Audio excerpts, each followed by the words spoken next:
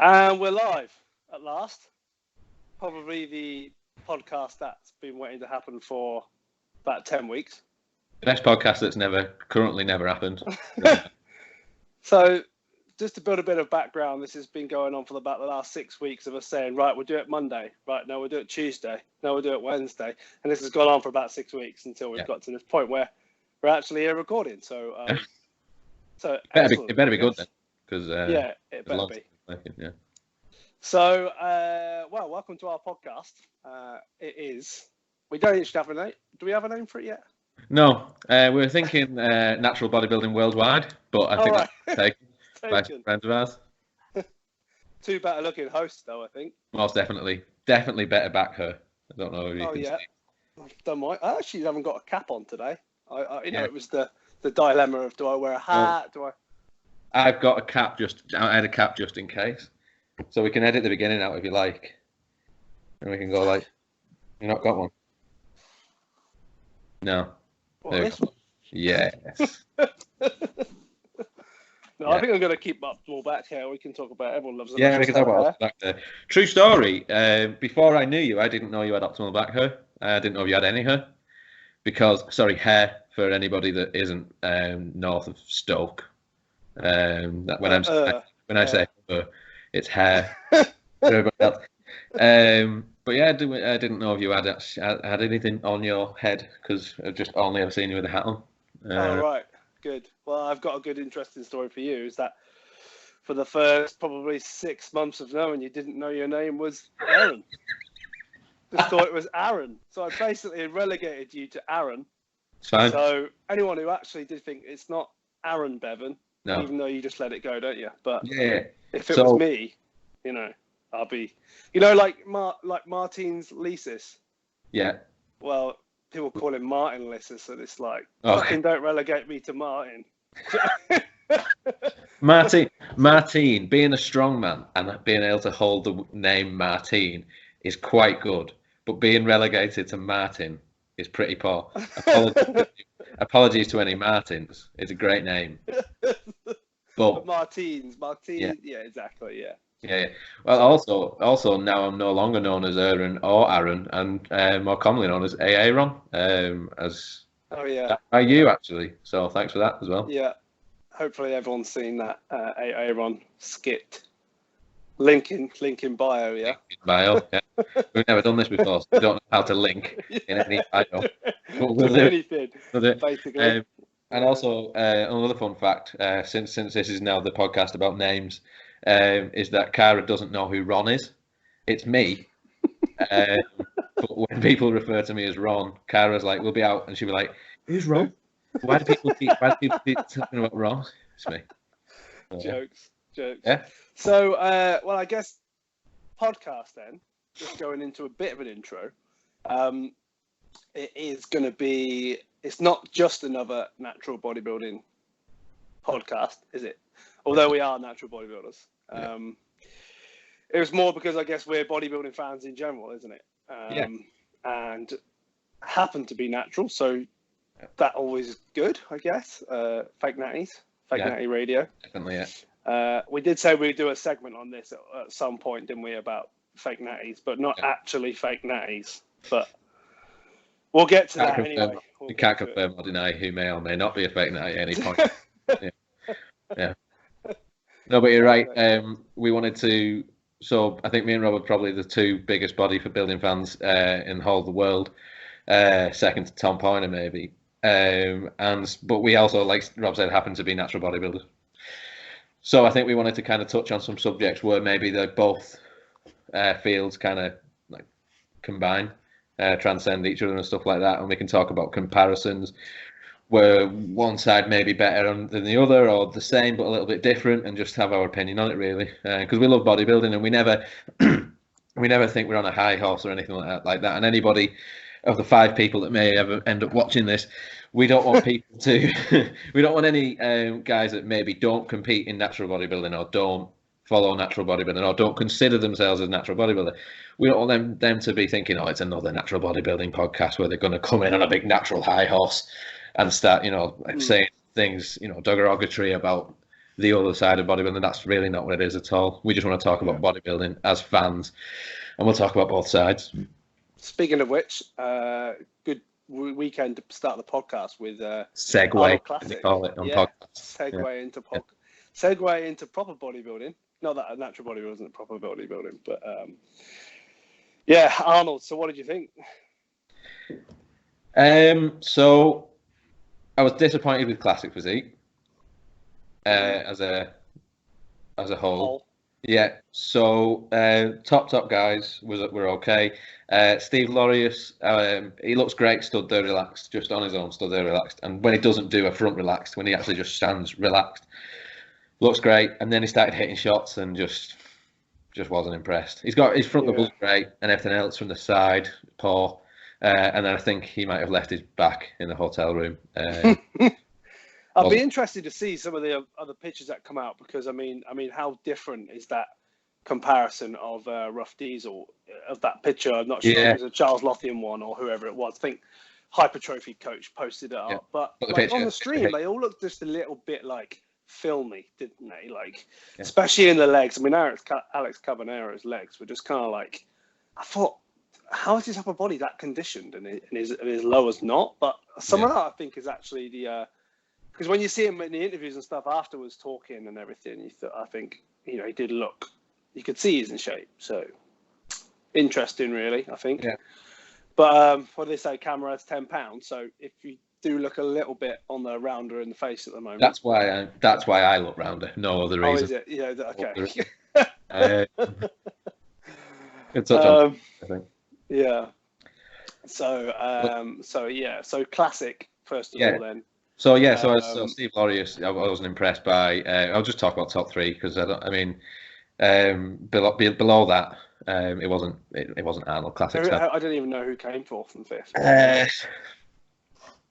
Don't know. So shows our research there. Yeah, I'll have a look. But I just think I remember seeing watch some of the call outs and stuff. It was out on the Friday, wasn't it? And I was just like, it's just the pros. I was thinking like some of them just way off the mark conditioning wise. I don't think it was necessarily like, so a lot of them are like good shape and stuff as normal because it's classic. But I just think that like, I don't know if it's time of the year or what. I don't know. Thinking maybe they didn't fancy dieting over Christmas. I don't know. But and it's funny with classic physique as well, because that's not normally an issue because of the weight cutoff. Yeah. You see it in 212 and you see it in classic. Is with the weight cutoff, it's not normally a condition problem. Yeah. So that seems strange. But then again, you do seem to have, and it's happening more and more, is bodybuilders that just smaller bodybuilders just doing classic physique. Yeah, that's my definitely my bugbear when it first came on. I think it's kind of they're ironing the kinks out a little bit because they're not then rewarding it in shows. Yeah. I think when it first came around, like especially with like NABRA and things like that, like even so, maybe they're to a certain extent like the universe and stuff from this year as well. But you're getting guys who are just literally that height and that weight and fill the criteria, but they're not classic. They just meet the requirements. So it's kind of, and then the problem is then everybody jumps on that and then says, "Oh yeah, I'm doing classic this year." And you're thinking, "How the fuck are you doing classic?" Yeah. Like you're nowhere near classic. So yeah, I guess it's one of them, but because more classic. Yeah. I think I was actually originally the hypertrophy coach again who posted up about that a few years ago.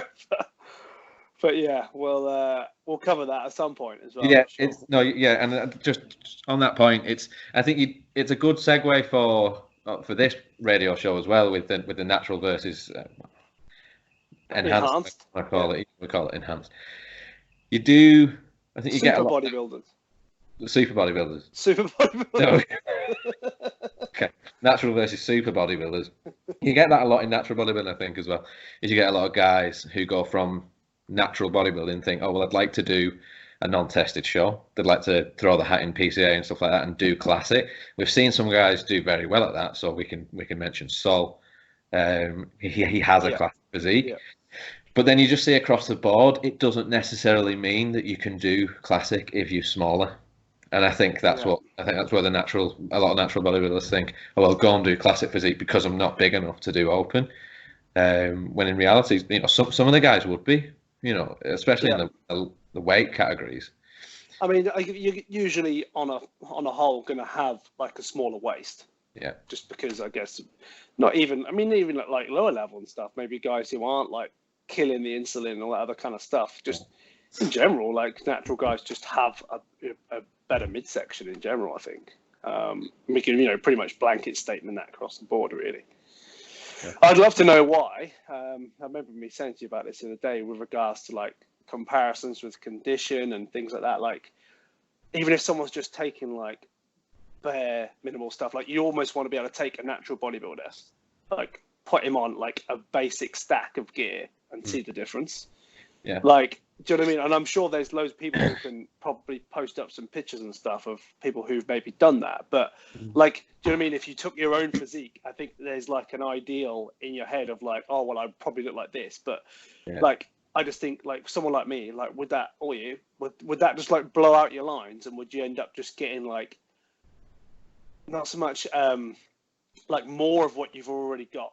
Like, do you just like, am I just going to keep that midsection and have, bigger arms, shoulders and everything? Or does more than likely what happen is that your muscle groups that maybe responded well, like balloon, and then you end up with a slightly bigger waist, and then it's a different physique altogether? I would kind of like to know that, A lot of the other radio shows I like to listen to, the one I like at the moment is It's Just Bodybuilding with Dusty and Ron. They talk a lot about with clients that they have who are enhanced, and what they'll do is strip them off everything and then just start them on a tiny little bit. And what that says to me is that that's almost indicative of what you'd get if you had a natural bodybuilder and you did exactly what you just said, and you just see any tiny differences. And I don't think that would do something like blow out a waist. I think it's definitely not. Yeah. I think it's when people go to the extreme and then they start to push food in a way that maybe they shouldn't be, which will distend and blow out your midsection. And even things like, it's quite well known amongst our friends group. I'm quite obsessed with digestion and bodybuilding, just because I think people overlook it. I think it was something I heard Evan Centopani say years ago, where he said people are more concerned about the food coming in and not it coming out. And it makes a massive difference. Like stomach extension, because of poor digestion, it's important, and I think when enhanced guys are maybe on a lot of things, maybe trying to push food to be however, whatever weight they've set themselves, I think that's when you see it really. Yeah. Like, for a job that's not bodybuilding, by the way, we travel around the UK. We're in a different gym every 6 weeks. So obviously you walk into all walks of life with regards to people in gym and training and everything. Yeah.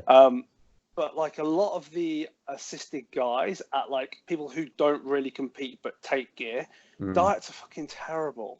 Yeah. They will go to Mackey's 4 times a day. Yeah. And that's. I'm only going 3 times. What's that? I'm only going 3 times. Oh yes.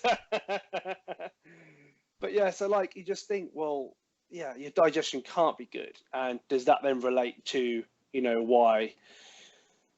Like the problem is, I think the difference is you've got like good level amateurs who are assisted, and then surely they must look at people who maybe don't compete, who do take gear, and think like they just look terrible. And that's where I guess where like, well, not so much bugbear is, but like you've got guys who maybe have done a course of gear before they really even scratch the surface of training. And I think a few people have sort of spoke about this, but you've got, that's why they have no density to their muscle whatsoever.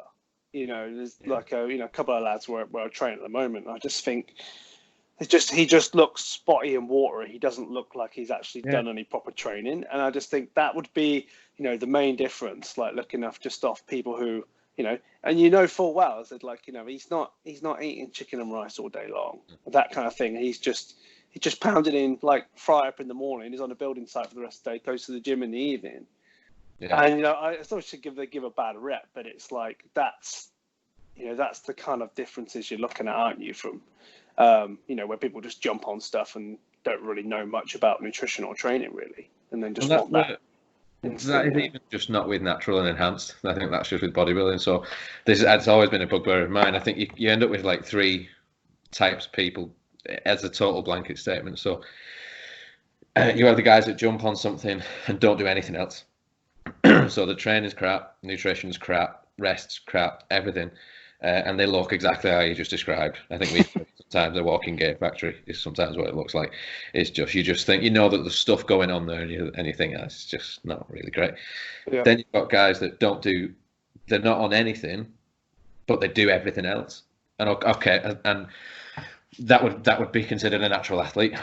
However you want to pigeonhole it, not necessarily someone who competes or whatever, but someone who's doing the training, the nutrition, and everything else, and they might look great, they might just look okay, but then you get the guys that do both, and the guys that do both, 9 times out of 10 are the guys that we were looking up to in the magazines, the guys that we actually like at shows and stuff like that. And I think, and it's that simple, really. You can't have one without the other. You can't just go on something and then think you're going to look a certain way. Yeah. It kind of just shows how important everything else is. And then when people say, okay, bring it back to natural bodybuilding and say, like, how can you look like that naturally? It's because those additions that enhanced athletes do, they're exactly that. They're just additions. They're supplements. Yeah. They might take you to a different level on something else you want to do. But I think that's why you have that disparity, really. So yeah. Definitely. And I think that maybe guys are maybe quicker to compete. Not they're not quick to compete in natural bodybuilding, but to be able to compete with that amount of size when it goes on quickly versus, let's say, like I started as a junior at 22, but I'd already been training since I was 14. Right.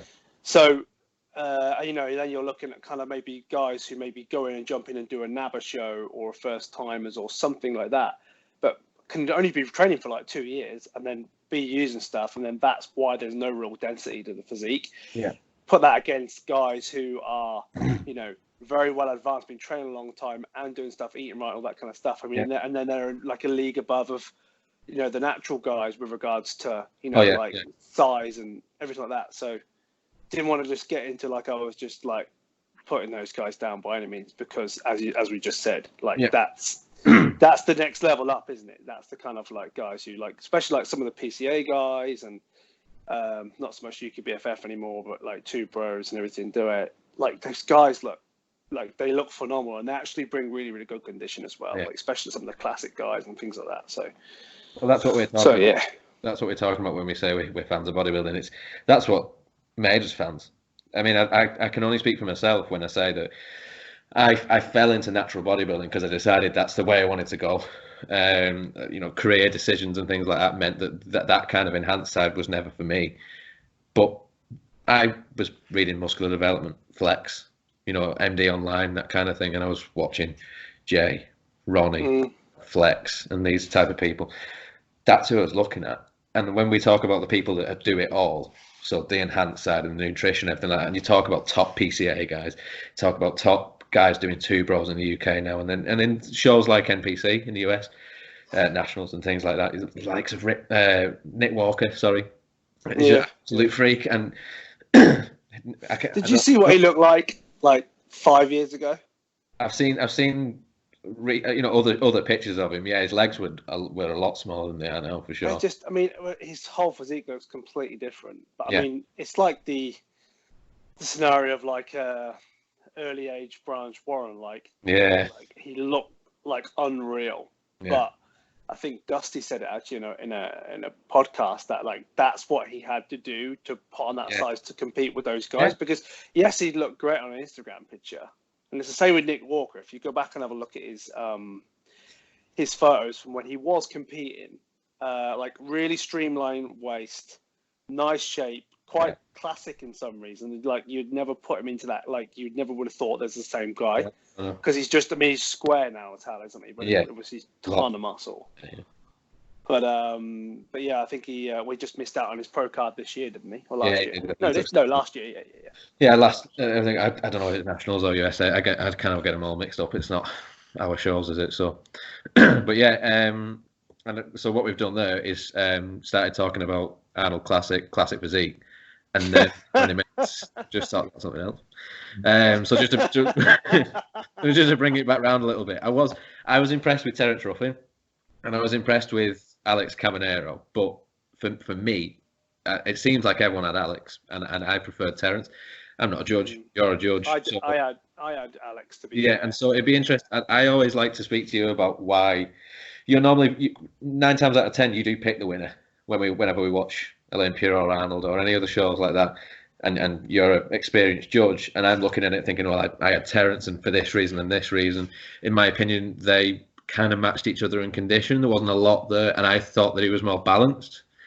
But then, you felt like it was Alex, and that's who won. So it's just be, and I'm interested to know why. Yeah, I actually just thought that Alex was just that little bit crisper.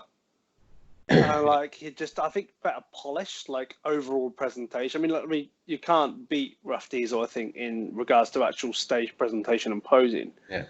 But the only knock on obviously Alex Carbonero is that wonky side head. I'd love to know what it is. Like, because if you watch videos of him on like the Redcon 1 where intro or whatever, like it's not evident. So what's causing it? Like, I don't know where they're distracting, isn't it? I might be pulling this out my ass, but I heard that on a YouTube video somewhere in the past. It's something to do with the trapped nerve, and that he can't go straight, otherwise he'll kind of like start to black out. So really? Do you think that's when he's posing as well, though? Maybe might be. You might have just made that up. Science that up, but that would kind of make sense, because it's not like, I mean, if you could correct it, you'd correct it, wouldn't you? It's not like no one's told him and he's gone, oh yeah, my head, is it really that much on the side? But it's really it's actually off-putting when you're judging people, isn't it? And from BNBF shows and stuff, when people have got maybe something a little bit quirky the way they do. I mean, it can be, from wonky shoulders or whatever, but it's just like, can be just something like that, and it's not like, because people always go, oh, you'll get marked down for that, but it doesn't really work that way, because you don't. It's just something that irritates you. Well, maybe it doesn't work like that, but how would you go about it if, let's say, Alex and Terence were bang on? Like, you're never going to get a situation like this, but where every box as a judge that you ticked was even. Would something like that? Well, then I think subconsciously you then are, you subconsciously are, what's the word? Like, can't think of the word. Your eyes are pulled towards the other guy, basically. So, and that can be a number of things. You can see, like, whether it's just, because a lot of the time, you don't know any of those guys, but maybe you've followed people on YouTube or whatever and things like that, and you could think, oh, maybe I just like that guy better. But when you're actually judging, you just forget all that side. Yeah. But I think that that's something could be a tipper. But really, at the end of the day, I mean, I said it's you almost just probably just get used to looking at it when you do it. But I think it's just like, when the first impressions come on and you see him standing in the front relaxed, you're like, that's a bit weird. Yeah. It's interesting. I wonder, because I know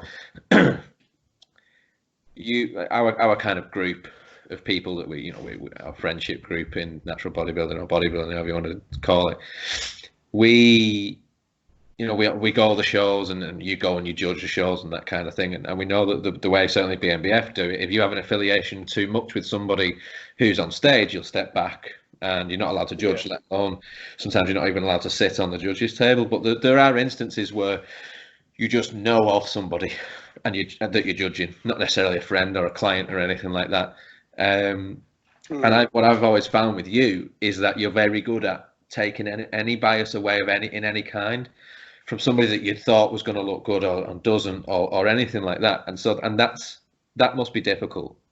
I think it's one of them. It's like, because there's some people that maybe, when you've been judging, like, you think, oh, that guy's a complete penis. But it doesn't by any means, like, sway your decision in any way. No. Because at the end of the day, you're literally just judging bodies. And that's really the difference. And I think that if you are ever changing your mind because you don't like someone, then you shouldn't be judging. Yeah. Because, I mean, I wonder how much that goes on at the top, but then everyone knows everyone. Everyone knows, okay, maybe Sergio's outspoken, so maybe it ruffles a few feathers, but like going off the weekend and stuff, like, I'm glad he placed where he did, and I thought he'd beat Steven, to be honest. Steven. Stephen Kukla. Yeah. Yeah. Stephen was great. I thought he'd beat him when they went through the that last call out when they brought them all in. Just because he was just loads crispy. The only thing is, Kukla had absolutely hammered him from the back. Yeah. Back lat spread. So that would be the other thing. But as you said, you could, without going off point, I mean, you could easily, judge on the fact of who you like. And it's not who you like as is what physique you like, not who you like as in like, oh, they're a nice guy off stage, so I'll give them an extra couple of points on the sheet. Yeah. It doesn't really work that way. So I think it's important.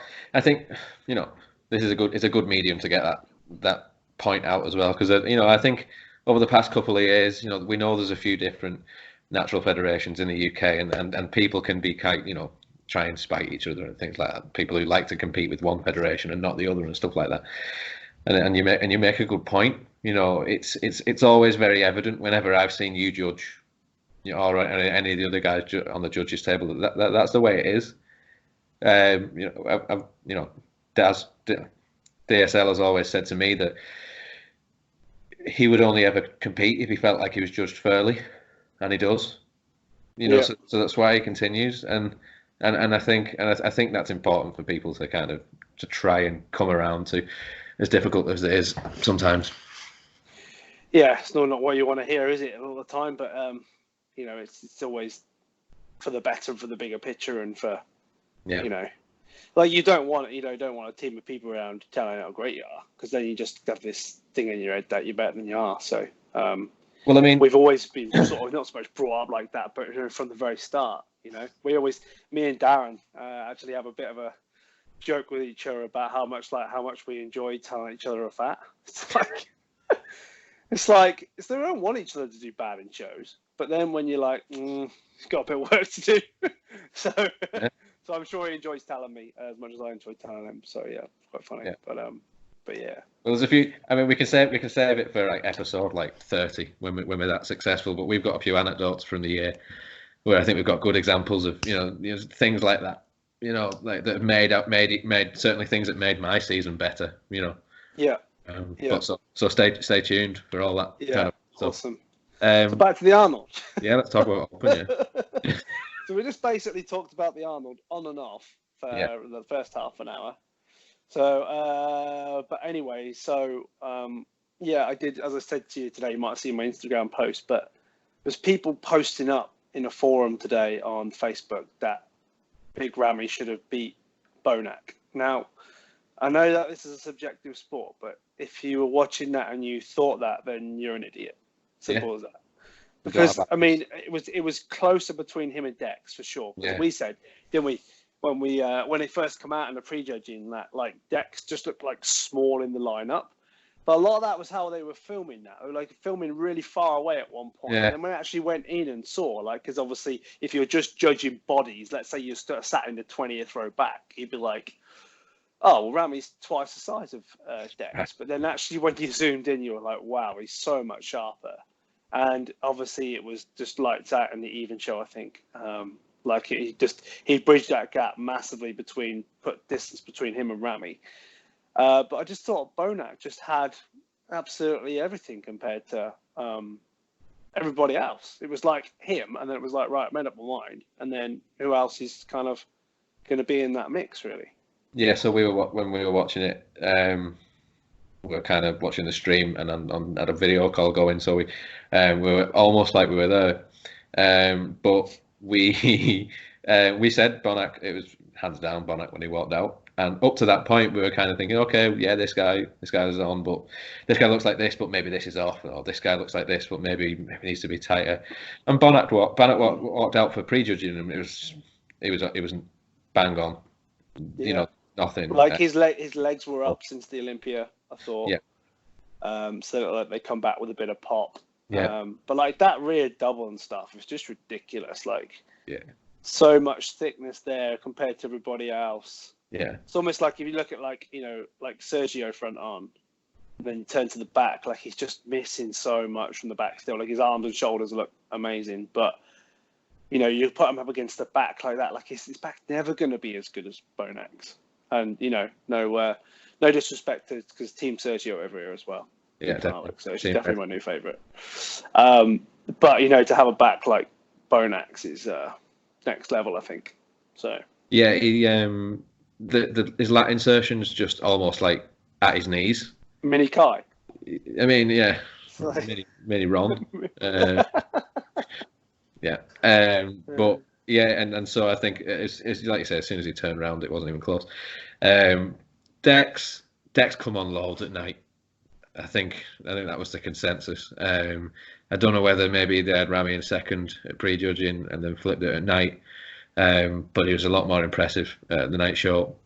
And Ramy, I almost think it is just, and we've kind of spoke about this before in another context. It's almost like it's muscle on the frame.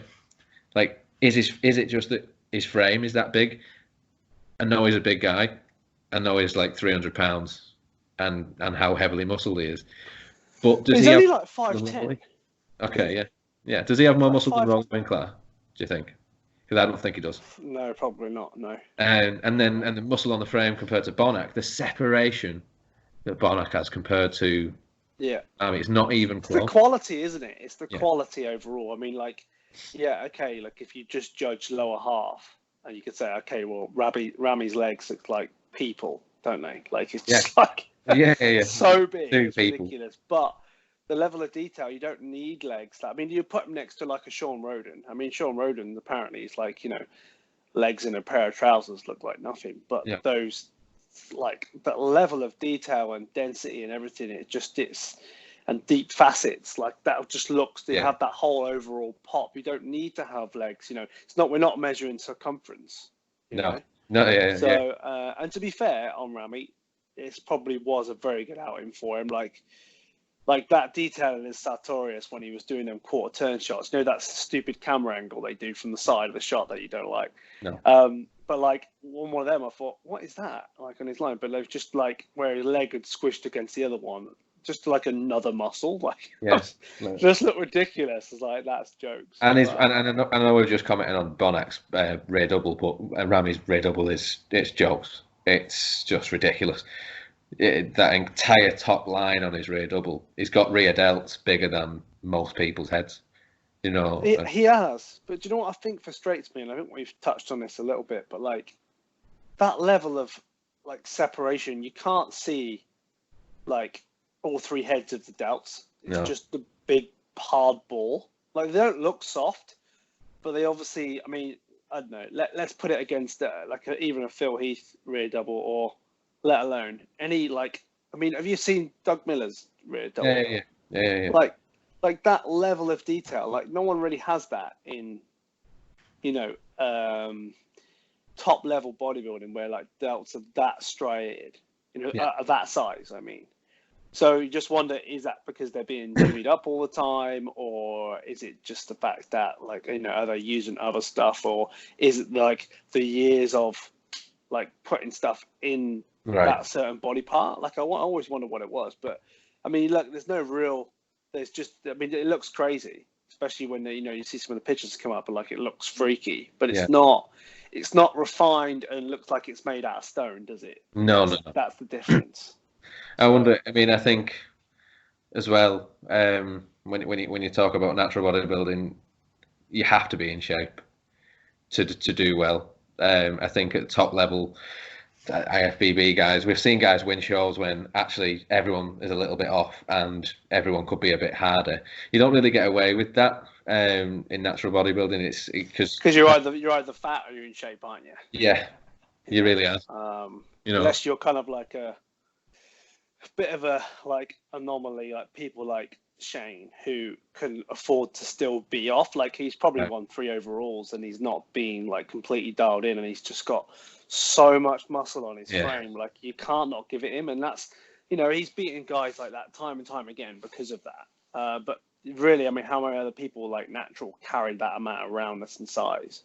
No, I mean, so most people are like for me, if I'm 10 pounds off, I'm still really fat. Like there's no there's no disguising it. You think, oh yeah, look all right, Yeah, well, I know you. So when you last did the Grand Prix, and that was your first show of 2017, and when you weren't ready, you were miles off where you needed to be. And the difference between that and when you competed at Worlds was just what was the it's weight? mad, isn't it, really? Because I said it's like at the time you think it's still quite a nice look, but you're talking 8 to 10 pounds difference compared to that, compared to Worlds, and you think, well, at the time you're thinking, well, like my legs are feathered, my abs are deeply separated, but you pull another 10 pounds off there, and that's the difference between that kind of, like that quality overall just gets better and better and better. Maybe some people who maybe haven't got that amount of muscle, they can keep dieting like that and they don't get any better. But I think that you have to be at that level, don't you? Where I think you've got that level of density and stuff anyway. So yeah, I think we've seen people go backwards, maybe peaking too early at qualifiers and things like that. That's definitely something that happens in natural bodybuilding. When I did the Welsh last year, I thought I was peeled.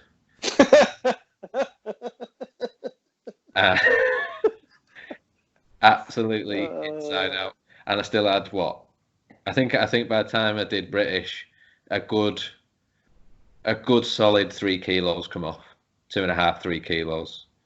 So we're talking 5, 6 pounds on a 5'2" frame. But it looked like a hell of a lot more than that as well. It looked. You'd come in another stone by lost the leg, yeah.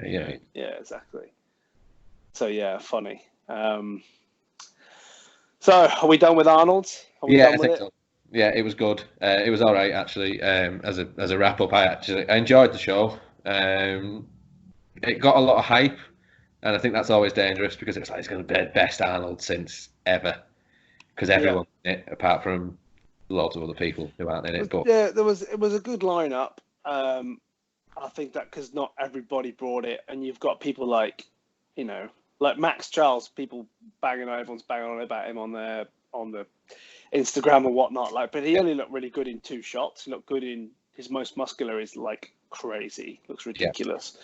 But he should have just done that for every shot, as I told you. Should have done that for his side chest, and he might have got a bit of a look in. But I mean, everything else was just he was well off from the back and everything. So well, a little segue is it might be interesting because I think we've spoke about it a few times in natural bodybuilding.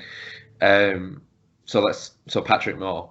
So Patrick Moore at the Olympia was like what he calls himself new blood now, right? It's then the next coming, and everyone was like, "It's going to be the next Mr. Olympia." And we thought he looked great at the Olympia. We thought he got overlooked, and that he most definitely could have placed higher at the Olympia. But then it started to become apparent, I think, that in the lead up to the Arnold, people were, in my opinion, talking him up a little too much, and people expected to see him look a certain way. Yeah, I think he'd set himself. How long have you had? 6 months. Yeah, something like that. Yeah. So he'd set himself up for a fail, in my opinion, because people had him here, and that if he wasn't at least at this level or higher, it was going to be a disappointment. And I think we see that a lot with guys posting on social media that they're going to be coming and doing all this stuff, and that they're going to be winning this and they're going to be winning that. And if they don't do that as a minimum, we look at them and think, I just think he had only way I can describe it is like such a better polish overall at the Olympia. Remember him just looking that much fuller and kind of almost like even like his skin texture and everything, where he was just so full. Yeah. Everything just looked like heavy and dense and looked like he'd been carbon up. I almost just felt like maybe they just dried him out too much. He was bob on, but his color wasn't as good. And just remember seeing that video of him in the hotel room with the CEO before the Olympia, and just thought, how was that guy not placed higher before? And obviously I know it's it's only good as who you stood next to, but just I can't even describe it. It's kind of like just that heavy density to his body. But it was nothing like that at the Arnold's. Nothing like it at all. Like his legs looked like they were even smaller than when he competed at Arnold's. Yeah, his legs looked down. Olympia. His legs look down, and I just think all the hype leading up to it, it doesn't make it any better. Whether that's we discussed already that we at that level we don't know whether judging is affected by that kind of thing or not.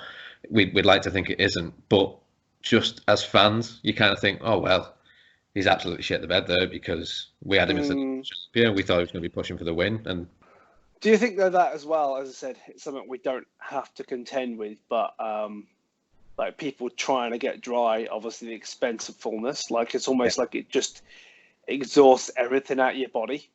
Yeah. And I think that's like what the time is. I remember someone talking about that on a certain thing that people were taking, and it just continues just to deplete everything out of you just for hours and hours and hours.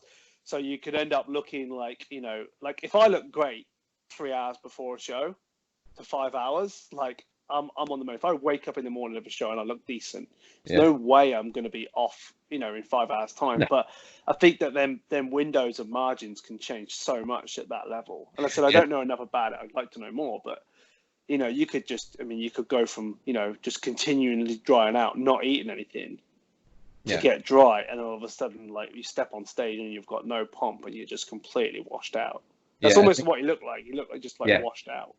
He's a big guy, so it'll take a lot to fill him out, you know. And then if you start to, like you say, start to over deplete him, I think the trouble that you get is, and it's almost lucky that as a natural athlete, you don't really have to do them drying out things. You know, maybe some people manipulate water a little bit, you know, load water and then drop water and that kind of stuff, and that tends to do it really. But I do know that if you start to play with exogenous things to deplete water, it's not selective. So people think that they can second guess it. People think that they use this particular potassium spurring diuretic or something else, and they do it in this window, and they'll lose water from this exact same place. But that's the problem, isn't it? I think I remember seeing a few videos on it, and you know, it's like people who maybe aren't educated enough to think with like drying out process. It's like, you know, if you spoke to your mate down the pub and they went, like you like dry out and stuff loads, you dehydrate and that before a show and everything, like with no idea, like you just, you know, you basically dehydrate for a day and you're peeled. But like you say, in reality, like whenever you're taking water out of everything, you're taking, you know, water out of within the muscle, outside the muscle. It used to be this, you know, myth of that, you take this certain stuff or you dry out and you just end up with all the water underneath the skin gone. But like, you can't select where you want it to come from. No, I'm sure some people will argue otherwise, and I'm sure that if you nailed it scientifically, that maybe you could do something. I think at the level that we compete at, the Royal We, the level, you know, BNBF or DFAC or however you want to call it, I don't think you can do it successfully. And I think we've seen people on stage this year with almost like a cloudy look. And I think it can be down to that. These guys probably looked great and they probably carved up and looked really on point. And then they just went for that. They're at 99% and they were like, I'm going to look 100 and ended up looking 80. Yeah. You get that. Definitely. Yeah, definitely. How are we doing for time anyway? All right. Yeah. So you've got 5 minutes before you go in the cinema. It's gone quick, isn't it? It's gone quick. We probably haven't covered, what's that? Well, yeah, so we've got 4 talking points and we haven't got past the Arnold. And I don't even think we talked about the Arnold that much, but it's natural. You know, it was... well, we did do a little bit on natural and enhanced. We said we'd cover a little bit of that, but we can definitely go into more of that. I'm not sure if I mentioned, but I've just written an article for Pump Media magazine. Which was I did it on natural versus enhanced, and the whole thing again was not another Natty sitting on top of his, you know, high horse. It was more like things people should consider when, you know, doing you know, can they take leaf out of a naturals book, and you know, maybe the difference between like protein and carbohydrate consumption and things like that. So it's only about an A4 page or so. So I think that's going to be, I think it launches in April, the magazine. Yeah. So that'd be cool when that comes out. I'll send it over to you, actually. Have a little look. And I did get Dr. Poigneur to do the grammar for me because, cool. Obviously just bodybuilder, just lift heavy things. That's about it. So just pick things up and put them down. Yeah. Are you chicken and rice? Exactly. No time for reading, writing, or arithmetic. Yeah. But anyway, so yeah, that's pretty good. And I said that would be a nice, I think, segue into let's do a proper episode on it. Yeah, so I think we had a couple of other talking points, and they'll be good to kick off next time we do a podcast. So we're gonna discuss a little bit about the fact that you're in prep and I'm in off season and what sugar. Like. Yeah, well, it'll be interesting to talk about what that looks like. What I think we both have similar kind of ideas about what we like to do in off season, but also it'd be good to discuss that and discuss the differences. And then training stuff as well. I would have thought would be good because apart from this weekend, but we've been hitting legs, haven't we, most Sundays as well at various gyms around the UK, which has been nice while I've been on prep because it's mind you saying that I did actually have a very good leg workout at uni yesterday. Oh, quality without me. Without you. But I did train for about 2 hours and did like basically all the volume yesterday. So, which was cool. But I am sore today, which is. Okay. Well, as we discussed before we came live on the air, I'll be doing all the legs because I think I've torn me radial. So. Shit. Yeah. So how did you actually do it? Deadlifting. So So not a rear fly machine then. Definitely not doing face pulls. No. With a so I did 240 for a single last week. That's the most I've done, which is nice. I didn't film it, so it didn't happen. But Is that 1 times body weight or 1 times body weight right now? Yeah, so that's nice. No, it's about 3 times body weight thereabouts. Is it really? That's maybe a little bit less. Maybe like 2.8 or something like that without doing math. But I was going in. I went in on Friday to do it again. I was going to go for 240 for 2, just add a rep, and something wasn't right. But just carried on, didn't I? Because bodybuilding. Yeah. And I did 220 as my last warm up set. And yeah. Yuck. Did you drop the bar then? No, we look like. Oh, nice. So, yeah, drop the bar. Good job you haven't got a tan, as you wouldn't be able to see that green bruise that you've got. What everyone will get now is just a big white light filling the screen. So sorry about that. But, yeah. So that's where I'm at. So we can continue. We can do legs next week then. Yeah. So, in fact, I'm away next week. I'm in Scotland next week. So it'll be the week after. Okay. So yeah, very good, very good. So just before we go then, so we're going to be having an Olympia party at the end of the year this year. Yeah, definitely. Yeah, it's at your place because the rule is whoever's prepping does the Olympia party. Okay, so no hot cross buns at midnight then. No. We wake up. In fact, what will it be? When's British? Will I still be on prep? I guess it would be. When's Olympia? Do you even know dates yet? It's normally like the last week in September, so yeah.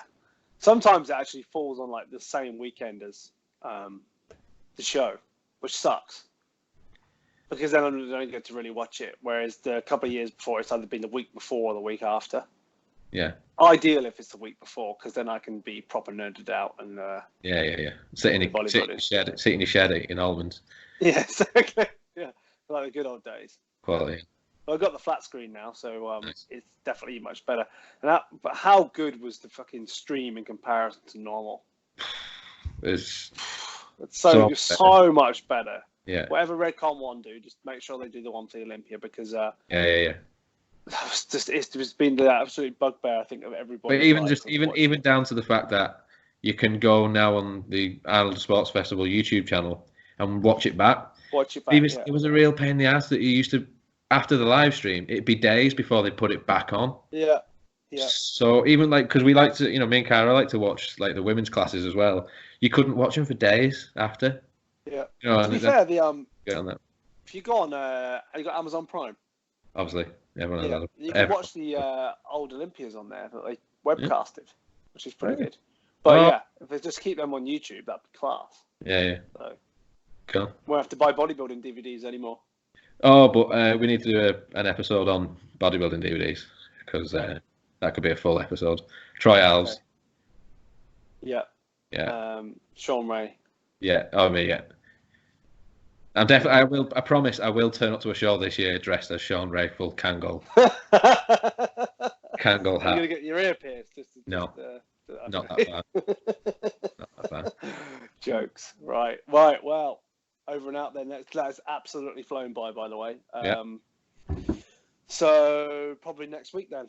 Maybe Next week. try a new one next week. Upload a few. Rope people in, and then we'll just drip feed them once a month or something. Peace. Or Cool. every couple of weeks. What are you thinking? Like every couple of weeks or what? Well, I tell you what. Let's wait. Let's put this out, and then when all the sponsorship comes in, because it's sick, we can do it weekly. We can do 2 times a week, whatever.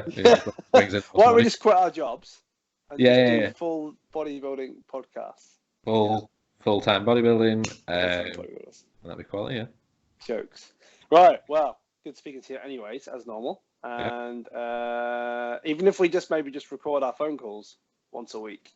And just piece them together. and just place it on the line. Yeah, that's fine, yeah. Cool. They might have to be edited a little bit. Yes, awesome. Right, bro. Take it easy. Cheers, man.